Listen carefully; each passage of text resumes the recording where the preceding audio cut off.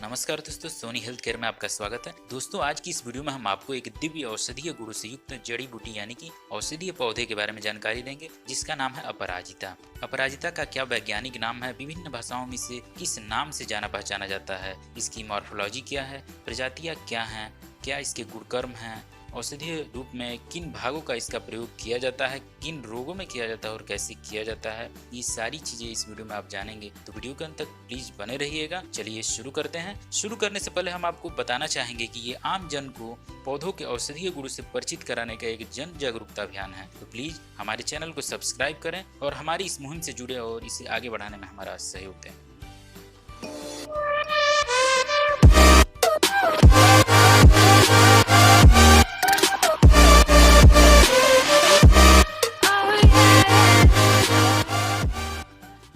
दोस्तों, अपराजिता आयुर्वेद जगत की एक बहुत ही यूजफुल औषधि है, जिसका प्रयोग रोग की चिकित्सा के साथ साथ धार्मिक अनुष्ठानों में भी किया जाता है। अपराजिता, जैसा कि नाम से ही मालूम पड़ता है कि ऐसी औषधि जो रोग चिकित्सा में कभी पराजित न हो, उसे अपराजिता कहते हैं।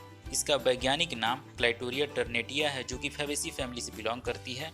हिंदी में इसे अपराजिता और कोयल नाम से जाना जाता है। बंगाली में भी इसे अपराजिता ही कहते हैं। संस्कृत में विष्णुकांता, योनि पुष्प और कोकिला के नाम से यह आयुर्वेद ग्रंथों में संबोधित की गई है। गुजराती में गारनी, मराठी में गोकर्णी, मलयालम और तेलुगु में शंख पुष्पम और यूनानी में मेजेरियान के नाम से इसे जाना जाता है। इंग्लिश में इसे बटरफ्लाई भी कहते हैं या पिजन विंग्स भी कहते हैं। अक्रेंस यानी कि कहाँ कहाँ इसकी उत्पत्ति होती है। दोस्तों, अपराजिता सामान्यतः भारत के सभी भागों में मिलती है। भारत के अलावा यह Pakistan, Bangladesh, Nepal, Indonesia, Malaysia, Afghanistan, Iraq, Egypt आदि देशों में भी यह आसानी से मिल जाती है। यह वाइल्डली भी उगती है और कहीं कहीं पे इसकी खेती भी की जाती है। मॉर्फोलॉजी क्या है इसकी और कैसे आप इसे पहचानेंगे? दोस्तों, अपराजिता एक 12 मासी क्लाइंबर हर्ब है, जो कि 5 से 8 फीट हाइट तक होती है। जैसे कि आप वीडियो में देख रहे हैं, इसकी एक पिनट में 5 से 9 लिप्स होती हैं। किसी में 5 होती हैं, किसी में 7 और किसी में 9 होती हैं, जिनका आकार अंडाकार होता है और जिनकी लंबाई 1 इंच के आसपास होती है। फ्लावर्स इसके सिंगल और डबल पेटल्स दोनों ही तरह के होते हैं। योनि सदृश या गाय के कान के सदृश। कलर जिनका ब्लू होता है और व्हाइट होता है। सफेद पुष्प वाले अपराजिता को श्वेत अपराजिता कहते हैं, जबकि नीले पुष्प वाले अपराजिता को नील अपराजिता कहा जाता है। फल इसके लीनियर पॉड होते हैं, मटर के सदृश, जिनमें 6 से 10 काले रंग के बीज होते हैं। वर्षा ऋतु में इसके फूल खिलते हैं और शरद और विंटर्स में फल आ जाते हैं। अपराजिता के क्या गुणकर्म यानी कि प्रॉपर्टीज हैं और क्या एक्शंस हैं? दोस्तों, अपराजिता का गुण लघु रुक्ष है, रस कटु तिक्त कषाय है, विपाक कटु है और वीर्य शीत है। अपराजिता का कर्म त्रिदोषहर है, यानी कि वात पित्त कफ तीनों को बैलेंस करने वाला है। मेध्य है, यानी कि ब्रेन टॉनिक है। बुद्धिवर्धक है, यानी कि मेमोरी एनहांसर है। विषग्न है, यानी कि एंटी पॉइजन है, एंटी वेनम है। चक्षुष्य यानी कि आई टॉनिक है और कुष्ठग्न यानी कि स्किन रोगों में प्रयोग होने वाला, स्किन रोगों को ठीक करने वाला है। अपराजिता के कौन से भाग का प्रयोग किया जाता है, किन रोगों में किया जाता है और कैसे किया जाता है? अपराजिता के फूल, पत्ती और जड़ तीनों को ही औषधीय प्रयोग में लाया जाता है। इसको एक्सटर्नल और इंटरनल दोनों ही तरह के प्रयोग में लाया जाता है। इसका प्रयोग पंचकर्म चिकित्सा में भी किया जाता है, क्योंकि वात पित्त और कफ तीनों दोषों को शांत करती है।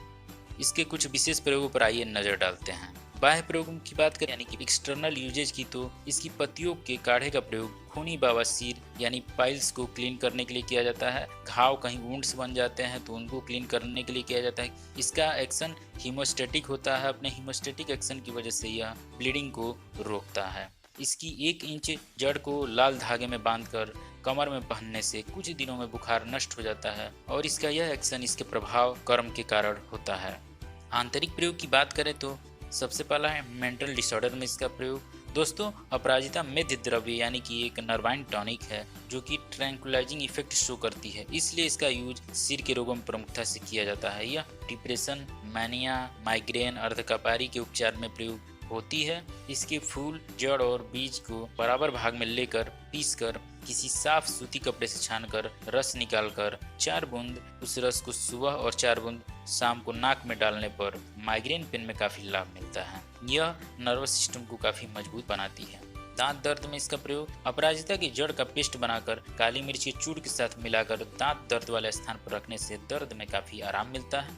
महिला रोगों में अपराजिता का प्रयोग, जिन महिलाओं को गर्भपात की समस्या रहती है उन्हें इसकी पत्तियों का सेवन करना चाहिए। जिन्हें डिलीवरी के दौरान अत्यधिक पीड़ा होती है उन्हें भी इसके तने को प्रसव होने के पहले कमर में लपेट देना चाहिए। इससे प्रसव आसानी से होता है और पीड़ा शांत हो जाती है।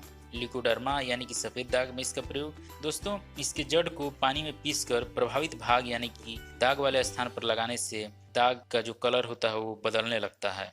इसके अलावा इसका प्रयोग श्वास रोगों में भी किया जाता है, फाइलेरिया में भी किया जाता है और हाइड्रोसील बढ़ने पर भी किया जाता है। रस 4 से 5 ml प्रयोग करना चाहिए, जबकि चूर्ण 2 से 3 ग्राम की मात्रा में प्रयोग करना चाहिए। तो दोस्तों ये थी आपके आसपास उपस्थित एक महत्वपूर्ण जड़ी बूटी की जानकारी। आशा करता हूँ इस वीडियो से आपको अवश्य लाभ मिला होगा। तो प्लीज़ इसे लाइक और शेयर करें, साथ ही हमारे चैनल को सब्सक्राइब कर लें ऐसे ही हेल्थ रिलेटेड यूजफुल वीडियोज के लिए।